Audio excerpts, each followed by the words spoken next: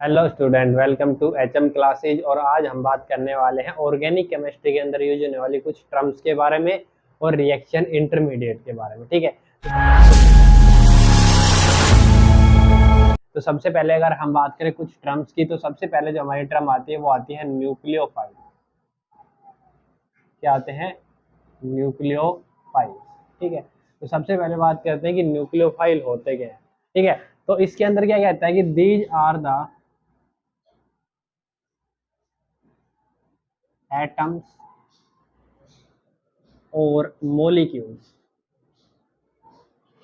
which contains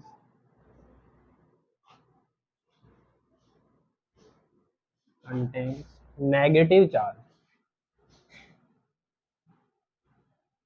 are called nucleophile।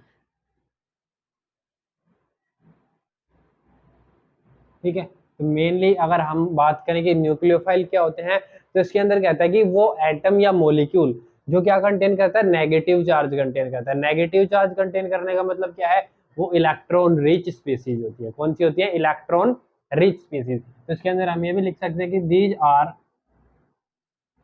Electron rich species,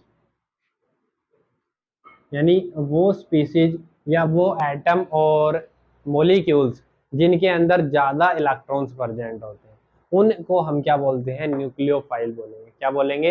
nucleophile. ठीक है, जैसे अगर हम एग्जाम्पल की बात करें तो एग्जाम्पल के अंदर हमारे पास आ सकते हैं Cn negative, OH negative, Cl negative, Br negative, etcetera. ये सारे हमारे क्या रहेंगे? न्यूक्लियोफाइल्स रहेंगे। ठीक है, जो क्या करते हैं? मोर नंबर ऑफ इलेक्ट्रॉन्स को कंटेन करते हैं, यानी इलेक्ट्रॉन रिच स्पीसीज जो होती है उनको हम क्या बोलते हैं? न्यूक्लियोफाइल्स बोलेंगे। ठीक है, इसके बाद में अगली जो टर्म हमारे पास आती है वो आती है इलेक्ट्रोफाइल्स।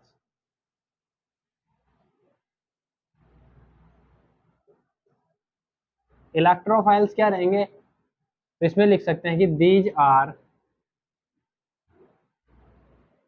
इलेक्ट्रॉन डेफिशिएंट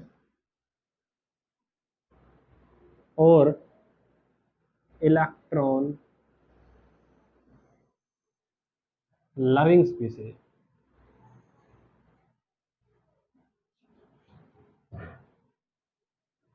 इसके अंदर क्या कह रहा है कि ये क्या होती है? इलेक्ट्रॉन डेफिशिएंट, मतलब जिसके अंदर इलेक्ट्रॉन की कमी हो, या फिर उनको बोल सकते हैं इलेक्ट्रॉन लविंग, मतलब जो इलेक्ट्रॉन को एक्सेप्ट करे। ठीक है, वो स्पीसीज होती हैं। या फिर हम बोल सकते हैं कि दोज एटम्स और molecules which contains positive charge are called electrophile. ठीक है ना, यानी वो एटम या मॉलिक्यूल जिसके अंदर क्या हो? पॉजिटिव चार्ज प्रेजेंट हो, उसको हम क्या बोलेंगे? इलेक्ट्रोफाइल बोलेंगे। क्या बोलेंगे? इलेक्ट्रोफाइल। जैसे एग्जाम्पल की अगर इसके अंदर हम बात करते हैं तो यहाँ पे जो हमारा एग्जाम्पल आते हैं वो आ जाएगा CH3 पॉजिटिव। ठीक है, तो यहाँ पे जो CH3 मॉलिक्यूल है इसके ऊपर क्या है? पॉजिटिव चार्ज है, मतलब जो आपका कार्बन एटम है उसके साथ में 3 हाइड्रोजन के बॉन्ड बने हुए हैं और उसके ऊपर क्या है? पॉजिटिव चार्ज है, मतलब एक और बॉन्ड बनना चाहिए लेकिन इसके पास उसके इलेक्ट्रॉन्स नहीं है। ठीक है ना, तो इसको हम क्या बोलेंगे? एक इलेक्ट्रोफाइल बोलेंगे। या फिर हम बात करें H पॉजिटिव के लिए, ये H पॉजिटिव हमारा क्या रहेगा? इलेक्ट्रोफाइल रहेगा। अगर हम बात करें Br positive, Cl positive, etcetera, तो ये सारे हमारे क्या कहलाएंगे? इलेक्ट्रोफाइल्स कहलाएंगे। क्या कहलाएंगे? इलेक्ट्रोफाइल्स, मतलब वो एटम और मॉलिक्यूल्स जिनके पास में इलेक्ट्रॉन की कमी होती है उसको हम क्या बोलते हैं? इलेक्ट्रोफाइल्स बोलते हैं। ठीक है, समझ में आ गया सभी को? इसके बाद अगली जो हमारा टर्म आता है वो आता है होमोलैप्टिक और heterolytic cleavage. Homolytic and heterolytic cleavage.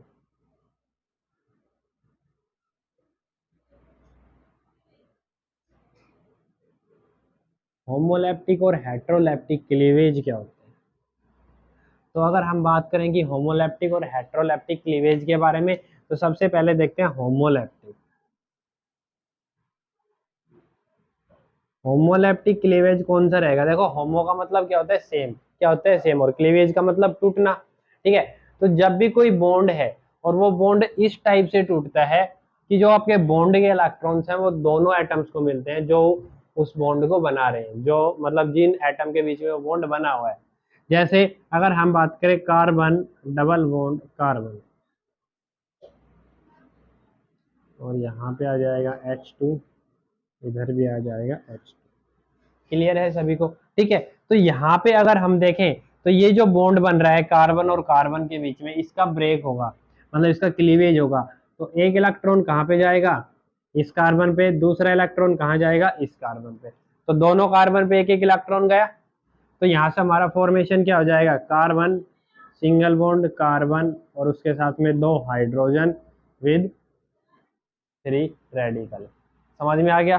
ठीक है, तो ये जो हमारा क्लीवेज हुआ इसको हम क्या बोलेंगे? Homoleptic cleavage. क्या बोलेंगे? Homoleptic cleavage. क्लियर है सभी को? ठीक है, इसके बाद में जो सेकंड टर्म आती है वो आती है हेट्रोलैप्टिक क्लीवेज। हेट्रोलैप्टिक क्लीवेज।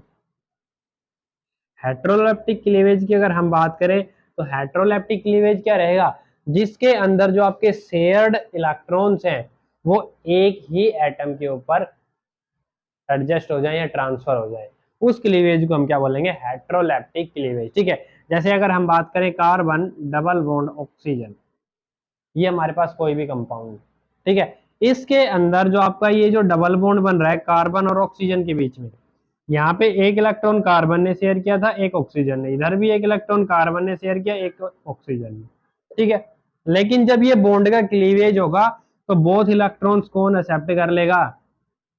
ऑक्सीजन। कौन एक्सेप्ट करेगा? ऑक्सीजन। ठीक है, यानी दोनों इलेक्ट्रॉन्स किसके पास चले गए? ऑक्सीजन के पास चले गए। क्यों? Due two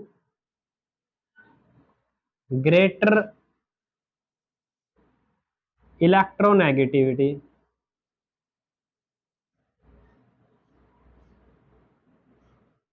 of oxygen.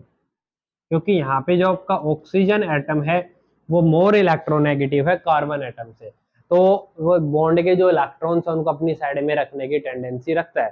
ठीक है, इसलिए दोनों इलेक्ट्रॉन्स कहाँ ट्रांसफर हो जाएंगे? ऑक्सीजन एटम के ऊपर ट्रांसफर होंगे। इसी की वजह से कार्बन पे क्या आएगा? पॉजिटिव, और ऑक्सीजन पे क्या आएगा? Del negative charge. ठीक है, तो यहाँ से जो फॉर्मेशन होगी, यानी कार्बन पे नेगेटिव और ऑक्सीजन पे पॉजिटिव, तो इस टाइप का जो क्लीवेज होता है इसको हम क्या बोलते हैं? हेट्रोलैप्टिक क्लीवेज। क्या बोलेंगे? हेट्रोलैप्टिक क्लीवेज। ठीक है ना? तो जब भी होमोलैप्टिक क्लीवेज होगा वहां पे फ्री रेडिकल की फॉर्मेशन होती है। किसकी फॉर्मेशन होगी? Free radical. क्लियर है? और जब भी हेट्रोलैप्टिक क्लीवेज होगा वहां पे किसकी फॉर्मेशन होती है? आयंस की। किसकी फॉर्मेशन होती है? आयंस की। ठीक है, तो ये कुछ हमारी बेसिक टर्म थी जो हम ऑर्गेनिक केमिस्ट्री के अंदर यूज करते हैं कि what are electrophile, what are nucleophile and what is homolytic and heterolytic cleavage. समझ में आ गया? ठीक है ना? इसके बाद में हम बात करते हैं रिएक्शन इंटरमीडिएट की, कि रिएक्शन इंटरमीडिएट क्या होते हैं और वो कैसे बनते हैं और उनको कैसे क्लासिफाई किया जाता है। क्लियर है सभी को यहाँ तक? हाँ, तो आगे जो हमारा टॉपिक आता है वो आते हैं रिएक्शन इंटरमीडिएट।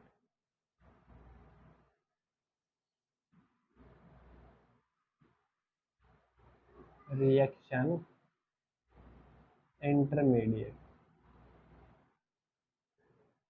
तो अगर बात करें रिएक्शन इंटरमीडिएट की कि रिएक्शन इंटरमीडिएट क्या होते हैं, तो इसके अंदर सबसे पहले क्या कहता है कि रिएक्शन इंटरमीडिएट वो कंपाउंड है जो जब भी हम कोई केमिकल रिएक्शन करवाते हैं तो वहां पे कुछ एडिशनल प्रोडक्ट की फॉर्मेशन होती है, एडिशन प्रोडक्ट बोला जाता है। यानी जो प्रोडक्ट आपका जो रिएक्टेंट है और प्रोडक्ट है, मतलब जैसे ए है, ए प्लस बी, जब हमने इसको रिएक्ट करवाया तो यहाँ से एक एडिशन प्रोडक्ट बना हमारा ए बी, और इससे हमारा क्या बनेगा? प्रोडक्ट बनेगा ए बी। समझ में आ गया? मान लो इसके अंदर हमने सी बी यूज किया हुआ है तो यहाँ पे हमारा क्या बन जाएगा? ए बी सी, और फिर यहाँ से हमारा प्रोडक्ट क्या बनेगा? ए बी प्लस सी। ठीक है, तो इस टाइप की जो रिएक्शंस होती हैं इन रिएक्शन के अंदर ये जो फॉर्मेशन होती है ना, इसको बोलते हैं इंटरमीडिएट। क्या बोलेंगे? इंटरमीडिएट। समझ में आ गया? ठीक है। इंटरमीडिएट वो स्टेज होती है जिसके अंदर आपके जितने भी रिएक्टेंट हैं, जितने भी रिएजेंट हैं, जितने भी कैटालिस्ट हैं, वो सभी एक दूसरे से जुड़े हुए होते हैं, सभी एक दूसरे के अंदर मिक्स होते हैं। और इंटरमीडिएट के बाद में जो हमारी फॉर्मेशन होती है, वहां से हमें एग्जैक्ट प्रोडक्ट मिलता है। जो प्रोडक्ट हम बनाना चाहते हैं वो मिलेगा। समझ में आ गया सभी को? ठीक है। तो अब हम स्टडी करते हैं कुछ रिएक्शन इंटरमीडिएट के बारे में कि रिएक्शन इंटरमीडिएट कौन कौन से होते हैं। ठीक है। तो इसके अंदर सबसे पहले जो हमारा रिएक्शन इंटरमीडिएट आता है वो आते हैं कार्बोकैटायन। क्या आएंगे? कार्बोकैटायंस। ठीक है। तो अगर हम बात करें कार्बोकैटायंस की, तो कार्बोकैटायंस के अंदर क्या कहता है कि these are the chemical species, these are the chemical species in which carbon atom contains positive charge and have 6 electrons in their valence shell are called carbocations.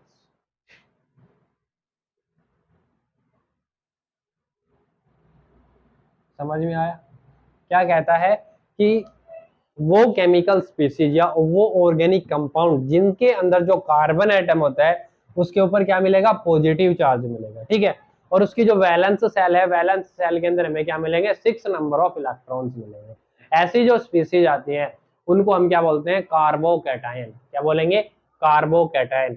जैसे हमने अगर बात करें, हमारे पास है CH3 और CH3 के ऊपर हमने क्या लगा दिया? Positive charge. तो यहाँ पे जो आपका CH3 है वो क्या है? कार्बोकैटायन है, यानी कार्बन जिसके ऊपर पॉजिटिव चार्ज है वो कहलाएगा कार्बोकैटायन। ठीक है ना? तो यहाँ पे देखेंगे ये जो कार्बन है पॉजिटिव चार्ज कंटेन कर रहा है, प्लस इसकी जो वैलेंस सेल है उसके अंदर नंबर ऑफ इलेक्ट्रॉन्स काउंट करो। तो नंबर ऑफ इलेक्ट्रॉन्स के अंदर जो शेयर्ड इलेक्ट्रॉन्स होते हैं दोनों काउंट होते हैं। तो 2 2 4 और 2 6, मतलब यहाँ पे total 6 number of valence electron है और एक पॉजिटिव चार्ज है। तो इसको हम क्या बोलेंगे? कार्बोकैटायन। क्या बोलेंगे? कार्बोकैटायन। और एक कार्बन का है तो क्या कहलाएगा? Methyl carbocation. क्या कहलाएगा? Methyl carbocation. क्लियर है सभी को कि व्हाट आर कार्बोकैटायन? ठीक है। भूलना नहीं है इन चीजों को, ये वो चीजें हैं जो लास्ट तक हमें यूज होती है। ठीक है ना? तो आज इनको अच्छे से समझना है। इसके बाद आती है formation of carbocation. Formation of carbocation. Formation of carbocation का मतलब क्या है कि कोई भी कार्बोकैटायन कैसे बनता है। ठीक है। तो इसके अंदर 2 मेथड बताए गए हैं। पहला है by heterolytic cleavage of covalent bond of carbon containing compound in such a way that both shared electrons are transferred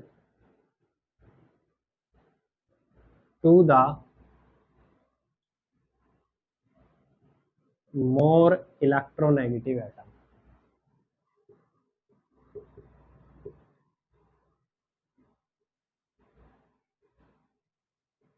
देखो इसमें क्या कहता है कि जो कार्बोकैटायन की फॉर्मेशन होती है वो कैसे होती है? हेट्रोलिटिक क्लीवेज से। हेट्रोलिटिक क्लीवेज हमने अभी अभी पढ़ा है, जिसके अंदर बॉन्ड के दोनों इलेक्ट्रॉन एक ही एटम के ऊपर शिफ्ट होते हैं।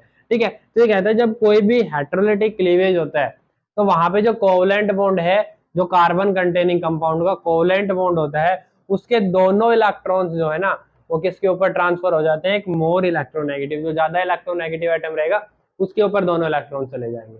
ठीक है, तो वहां से हमारी फॉर्मेशन किसकी हो जाएगी, कार्बोकैटायन की फॉर्मेशन। एग्जाम्पल की अगर हम इसके अंदर बात करें तो एग्जाम्पल के अंदर हम ले सकते हैं, जैसे हमने लिया CH3Cl, क्लोरोमीथेन बोला जाता है इसको, क्या आएगा नाम इसका, क्लोरोमीथेन। क्लियर है, ठीक है। तो यहाँ पे ये क्या कहता है कि इसके अंदर हेट्रोलिटिक क्लीवेज होगा। हेट्रोलिटिक क्लीवेज के अंदर ये जो आपका बॉन्ड है, बॉन्ड के जो दोनों इलेक्ट्रॉन्स है वो शिफ्ट हो जाएंगे इस क्लोरीन के ऊपर, because chlorine is more negative than alkyl यानी CH3। ठीक है ना, तो chlorine is more negative than methyl, तो यहाँ पे बॉन्ड के दोनों इलेक्ट्रॉन कहाँ जाएंगे, क्लोरीन के ऊपर। देखो यहाँ पे एक रिप्रेजेंट करने का तरीका होता है इस टाइप से और इस टाइप से। ठीक है, इसको बोला जाता है फिश एरो, और ये होता है हमारा सिंपल एरो। ठीक है, तो अगर आप सिंपल एरो शो कर रहे हो इसका मतलब दोनों इलेक्ट्रॉन एक ही एटम पे जा रहे हैं, और अगर फिश एरो शो कर रहे हो इसका मतलब एक इलेक्ट्रॉन एक एटम के ऊपर जा रहा है। तो जिस साइड में ये फिश एरो रहेगा उसी एटम के ऊपर क्या जाएंगे, इलेक्ट्रॉन्स जाएंगे। ठीक है, तो यहाँ पे हमने सिंपल एरो शो किया हुआ है, मतलब दोनों इलेक्ट्रॉन्स कहाँ गए, कार्बन के ऊपर। तो यहाँ पे हमारा CH3 पे क्या आ जाएगा, पॉजिटिव चार्ज, प्लस आपका Cl क्या बन जाएगा, नेगेटिव।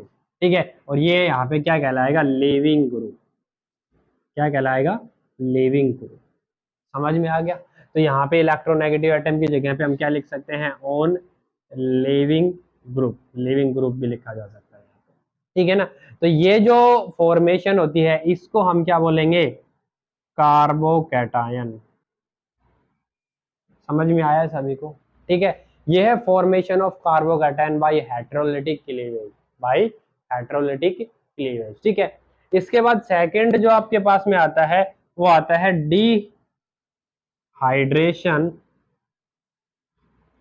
Of alcohols.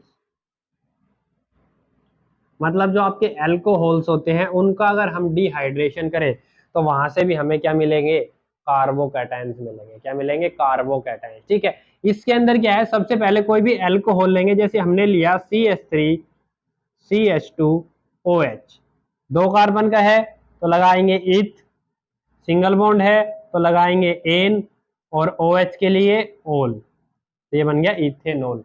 इसको जब हमने क्या करवाना है, डिहाइड्रेशन, डिहाइड्रेशन के अंदर सबसे पहले इसका करवाएंगे प्रोटोनेशन। क्या करवाएंगे, प्रोटोनेशन। प्रोटोनेशन का मतलब है इसको रिएक्ट करवा दो H पॉजिटिव आयंस के साथ में। ठीक है, जब इसको H पॉजिटिव आयन से रिएक्ट करवाओगे तो यहाँ पे जो आपका OH है इसके पास में कितने इलेक्ट्रॉन्स हैं, 4, मतलब इसके पास में अभी 4 इलेक्ट्रॉन्स फ्री है, और हाइड्रोजन के पास में 1 इलेक्ट्रॉन होता है वो भी नहीं है। तो ये ऑक्सीजन क्या करेगा, अपना 1 इलेक्ट्रॉन इस H पॉजिटिव को देगा। जैसे ही इसको इलेक्ट्रॉन मिलेगा H न्यूट्रल हो गया। अब ये हाइड्रोजन इस ऑक्सीजन से क्या कर लेगा, बॉन्ड बना लेगा। तो यहां से फॉर्मेशन क्या होगी हमारे पास में, CH3 CH2OH, और 1 हाइड्रोजन इसमें पहले से लगा हुआ है, और 2 इलेक्ट्रॉन्स बचेंगे। प्लस यहाँ पे देखो जब 1 इलेक्ट्रॉन H पॉजिटिव के पास में चला गया तो जब 1 इलेक्ट्रॉन का लॉस होता है तो हम क्या लगाते हैं, 1 पॉजिटिव चार्ज लगाते हैं। तो यहाँ पे ये फॉर्मेशन हो गई, इसको बोलेंगे प्रोटोनेटेड एल्कोहल। प्रोटोनेटेड एल्कोहल, समझ में आया सभी को। ठीक है ना, ये जो स्टेप है ये कहलाएगा प्रोटोनेशन। क्या कहलाएगा, प्रोटोनेशन। और यहां से हमारे पास क्या बन गया, प्रोटोनेटेड एल्कोहल। अब देखो इसके अंदर ये कहता है कि हमें पता ऑक्सीजन क्या है, इलेक्ट्रोनेगेटिव, और वो पॉजिटिव फॉर्म में नहीं रह सकता। ये प्रोटोनेटेड एल्कोहल क्या रहेगा, अनस्टेबल रहेगा। क्या रहेगा, अनस्टेबल। अब अनस्टेबल है तो स्टेबल होना चाहेगा, और स्टेबल होने के लिए क्या करेगा, बॉन्ड्स के दोनों इलेक्ट्रॉन को अपने ऊपर शिफ्ट कर लेगा। क्यों, क्योंकि oxygen is more electronegative than carbon. तो ऑक्सीजन की टेंडेंसी है कि वो अपने इलेक्ट्रॉन्स, बॉन्ड के इलेक्ट्रॉन्स को अपनी साइड में अट्रैक्ट कर सकता है, इसलिए बॉन्ड्स के इलेक्ट्रॉन कहाँ पे शिफ्ट हो जाएंगे, ऑक्सीजन के ऊपर। और जब बॉन्ड्स के इलेक्ट्रॉन ऑक्सीजन पे आएंगे तो इस कार्बन पे क्या आएगा, पॉजिटिव चार्ज। क्या आ जाएगा, पॉजिटिव चार्ज। और जब देखो यहाँ पे बॉन्ड्स के इलेक्ट्रॉन जब ऑक्सीजन की साइड में जाएंगे तो 1 इलेक्ट्रॉन तो पहले से ऑक्सीजन का है, 1 इलेक्ट्रॉन जो कार्बन का है वो कौन ले रहा है, ऑक्सीजन। तो जैसे ही ऑक्सीजन के पास 1 इलेक्ट्रॉन जाएगा इसका पॉजिटिव चार्ज खत्म, तो यहाँ से हमारे पास क्या फॉर्मेशन हो जाएगी, H2O की। इसकी फॉर्मेशन हो जाएगी H2O, यानी ये H2O न्यूट्रल होके बाहर निकल गया, इधर क्या बच गया, CH3 CH2 और उसके ऊपर पॉजिटिव चार्ज। तो ये जो फॉर्मेशन हुई इसको हम बोलेंगे कार्बोकैटायन। क्या बोलेंगे, कार्बोकैटायन, क्योंकि यहाँ पे ये जो कार्बन इसके ऊपर पॉजिटिव चार्ज है, प्लस इसकी वैलेंस सेल के अंदर भी 6 इलेक्ट्रॉन आएंगे। दो बॉन्ड कौन बना रहे हैं, हाइड्रोजन, तो 4 इलेक्ट्रॉन वो हो गए, एक बॉन्ड CH3 से बन रहा है, 2 इलेक्ट्रॉन वो हो गए, 4 and 2 6 इलेक्ट्रॉन। क्लियर है सभी को, ठीक है। तो ये दो कार्बन का है तो इसको बोला जाएगा इथाइल कार्बोकैटायन। क्या बोलेंगे, इथाइल कार्बोकैटायन, ठीक है। तो इस टाइप से डिहाइड्रेशन ऑफ अल्कोहल, यानी अल्कोहल का डिहाइड्रेशन। अल्कोहल का डिहाइड्रेशन का मतलब है कि जो आपका अल्कोहल है उसके अंदर से वाटर को रिमूव करके हम क्या बना सकते हैं, कार्बोकैटायन की फॉर्मेशन कर सकते हैं। समझ में आ गया सभी को। तो ये था फॉर्मेशन ऑफ कार्बोकैटायन, यानी हमने पढ़ लिया कि कार्बोकैटायन क्या होते हैं और कार्बोकैटायन को कैसे बनाया जा सकता है। क्लियर है सभी को, समझ में आ गया। अगर समझ में नहीं आता तो कमेंट करके पूछ सकते हो, ठीक है। इसके बाद हम बात करेंगे कि जो कार्बोकैटायन है उनकी स्टेबिलिटी क्या होती है, ठीक है, कि कैसी स्टेबिलिटी होती है, कैसी उनकी रिएक्टिविटी होती है और कैसा उनका ऑर्बिटल स्ट्रक्चर होता है। इसके बाद में जो हमारे आता है वो आता है स्टेबिलिटी ऑफ कार्बोकैटायन, कि कार्बोकैटायन की स्टेबिलिटी क्या होती है, ठीक है। तो इसके अंदर ये क्या कहता है कि जो आपके जो कार्बोकैटायन है उनका जो स्टेबिलिटी ऑर्डर आता है, स्टेबिलिटी ऑर्डर ऑफ कार्बोकैटायन, तो हमारे जो कार्बोकैटायन होते हैं इनका जो स्टेबिलिटी ऑर्डर आता है वो क्या आएगा हमारे पास, टर्सरी कार्बोकैटायन। सबसे ज्यादा स्टेबल कौन होंगे, टर्सरी कार्बोकैटायन। उसके बाद हमारे पास आते हैं सेकेंडरी कार्बोकैटायन, और उसके बाद आएगा प्राइमरी कार्बोकैटायन, और सबसे कम जो स्टेबल होते हैं वो होते हैं आपके मिथाइल कार्बोकैटायन।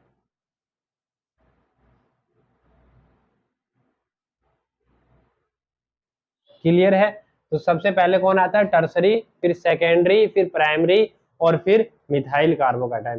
तो सबसे पहले बात करते हैं कि टर्सरी, सेकेंडरी और प्राइमरी कार्बोकैटायन क्या होते हैं, ठीक है। तो ये एक तरीके से बोल सकते हैं जो कार्बोकैटायन है उनको क्लासिफाई किया जाता है 3 टाइप्स के अंदर। पहला आता है प्राइमरी कार्बोकैटायन, फिर सेकेंडरी कार्बोकैटायन और फिर टर्सरी कार्बोकैटायन, ठीक है। तो अगर हम बात करें प्राइमरी कार्बोकैटायन की, कि प्राइमरी कार्बोकैटायन कौन से होते हैं, तो इनके अंदर कहता है कि those carbocation in which the positively charge carbon atom contains only one alkyl group, ठीक है ना। यानी वो कार्बोकैटायन जिनके अंदर जो आपका पॉजिटिवली चार्ज कार्बन एटम होता है, ये कार्बन एटम अगर एक एल्काइल ग्रुप को कंटेन कर रहा है, यहाँ पे आर हमारा क्या रहेगा, कोई भी एल्काइल ग्रुप, तो यहाँ पे हम आर लिख ले CH3 की जगह पे, ठीक है। तो अगर ये एक ही एल्काइल ग्रुप को कंटेन करता है तो वो जो कार्बोकैटायन की फॉर्मेशन होगी उसको हम क्या बोलेंगे, प्राइमरी कार्बोकैटायन। क्या बोलेंगे, प्राइमरी कार्बोकैटायन, ठीक है। इसके बाद में बात करते हैं सेकेंडरी कार्बोकैटायन की। सेकेंडरी कार्बोकैटायन के अंदर क्या आ जाएगा, those carbocation in which positively charge carbon atom contains two same और different alkyl group, contains two same और डिफरेंट एल्काइल ग्रुप, यानी वो कार्बोकैटायन जिनके अंदर जो पॉजिटिव चार्ज कार्बन होता है ये दो सेम या डिफरेंट एल्काइल ग्रुप कंटेन करेगा, ठीक है। यहाँ पे आर और आर डैश आपका क्या हो सकता है, सेम भी हो सकता है, और R and R dash is not, R and is not equal to R dash, दोनों कंडीशन यहाँ पे आ सकती है आपके पास, ठीक है। इस टाइप के जो कार्बोकैटायन उनको हम क्या बोलेंगे, सेकेंडरी कार्बोकैटायन, ठीक है। इसके बाद नेक्स्ट जो हमारा आता है वो आते हैं टर्सरी कार्बोकैटायन। तो टर्सरी कार्बोकैटायन कौन से रहेंगे, those carbocation in which positively charge carbon is attached with 3 alkyl group, किससे अटैच रहेगा, 3 यानी 3 एल्काइल ग्रुप से जो कार्बन अटैच रहता है। मतलब कार्बोकैटायन के अंदर जो पॉजिटिव चार्ज कार्बन होता है वो अगर 3 एल्काइल ग्रुप से अटैच है तो उसको हम क्या बोलेंगे, टर्सरी कार्बोकैटायन। यहाँ पे भी सेम कंडीशन है कि आपके आर, आर डैश और आर डबल डैश तीनों सेम भी हो सकते हैं और तीनों अलग अलग भी हो सकते हैं, या फिर 2 सेम हो सकते हैं, एक अलग हो सकता है, ठीक है ना। तो इस टाइप की जो फॉर्मेशन आती है इनको हम बोलते हैं टर्सरी कार्बोकैटायन। क्लियर है सभी को कि प्राइमरी कार्बोकैटायन कौन से होते हैं, सेकेंडरी कार्बोकैटायन कौन से होते हैं और टर्सरी कार्बोकैटायन कौन से होते हैं, ठीक है। इसके बाद बात करते हैं इनकी स्टेबिलिटी का। तो स्टेबिलिटी के अंदर ये क्या कहता है कि जो आपके टर्सरी कार्बोकैटायन है वो सबसे ज्यादा स्टेबल होते हैं और मिथाइल कार्बोकैटायन सबसे कम स्टेबल। मिथाइल कार्बोकैटायन कौन सा आ जाएगा हमारे पास, जिसमें जो आपका पॉजिटिवली चार्ज कार्बन है वो 3 हाइड्रोजन से अटैच होता है, इसके अंदर कोई भी अल्काइल ग्रुप प्रेजेंट नहीं होता, इसको हम क्या बोलेंगे, मिथाइल कार्बोकैटायन। ठीक है, तो इसका अगर हम स्टेबिलिटी देखें तो इसके अंदर देखो क्या कहता है कि यहाँ पे जो एल्काइल ग्रुप अटैच होते हैं ना वो क्या है, इलेक्ट्रॉन डोनेटिंग ग्रुप है। क्या है, इलेक्ट्रॉन डोनेटिंग ग्रुप। क्लियर है, ठीक है ना। यहाँ पे हम कौन सा इफेक्ट लगा रहे हैं, इंडक्टिव इफेक्ट। किस इफेक्ट से शो कर रहे हैं स्टेबिलिटी, इंडक्टिव इफेक्ट से इसकी स्टेबिलिटी को शो कर रहे हैं। ठीक है ना, तो यहाँ पे कहता है कि तीनों आर ग्रुप क्या हैं, इलेक्ट्रॉन डोनेटिंग ग्रुप है। ठीक है, और इलेक्ट्रॉन डोनेटिंग ग्रुप है तो ये कार्बन एटम को क्या करेंगे, इलेक्ट्रॉन्स डोनेट करेंगे। जैसे ही पॉजिटिव चार्ज को इलेक्ट्रॉन्स मिलेगा, जितने ज्यादा इलेक्ट्रॉन्स मिलेंगे उतना ज्यादा ये क्या बन जाएगा, स्टेबल।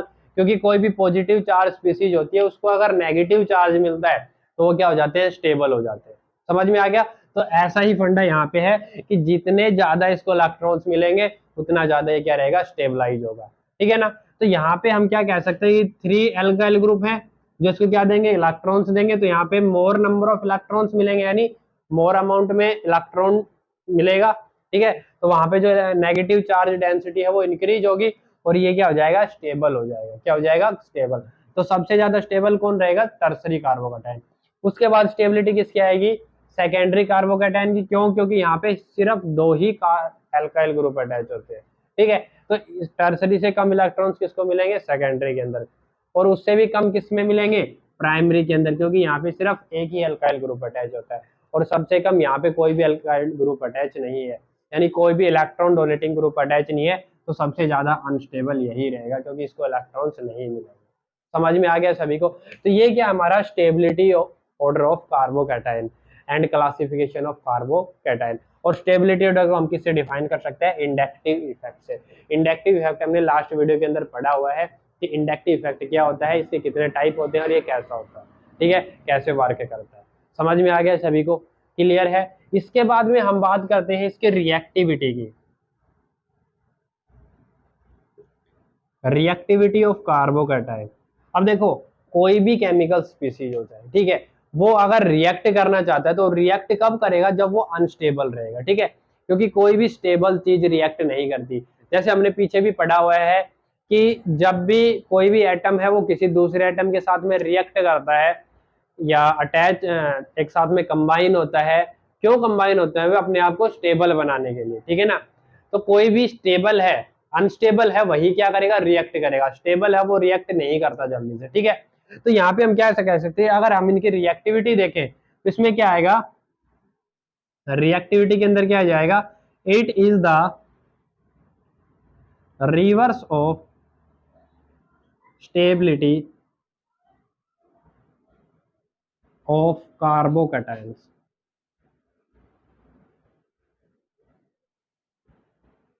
क्या कह रहा है कि it is the reverse of stability of carbocation, यानी कार्बोकैटायन की जो स्टेबिलिटी होती है उसका रिवर्स जो होता है वो क्या है, इनकी रिएक्टिविटी। क्यों, क्योंकि ये सबसे ज्यादा स्टेबल है। टर्सरी कार्बोकैटायन क्या है, सबसे ज्यादा स्टेबल है। अगर ये ज्यादा स्टेबल है तो ये रिएक्टिव क्या होगा, कम रिएक्टिव होगा। ये उससे कम स्टेबल है तो उससे ज्यादा रिएक्टिव, ये उससे कम स्टेबल है तो उससे ज्यादा, और ये सबसे कम स्टेबल है तो सबसे ज्यादा रिएक्टिव होगा। ठीक है, क्योंकि जो अनस्टेबल होते हैं वो जल्दी से रिएक्ट करते हैं स्टेबल होने के लिए। ठीक है, तो हमारा जो रिएक्टिविटी का ऑर्डर है वो क्या आ जाएगा, सबसे पहले आएंगे हमारे मिथाइल कार्बोकैटायन, मिथाइल कार्बोकैटायन। इसके बाद में हमारा क्या आएगा, प्राइमरी कार्बोकैटायन। उसके बाद में आएगा सेकेंडरी कार्बोकैटायन और सबसे कम क्या आएगा, टर्सरी। यानी tertiary carbocation are less reactive and methyl carbocation are more reactive. Clear है यहाँ तक सभी को। ये था हमारा stability and reactivity of carbocation. तो कैसी लगी ये वीडियो, वीडियो को लाइक करें, शेयर करें एंड कमेंट करें। And thank you for watching this video.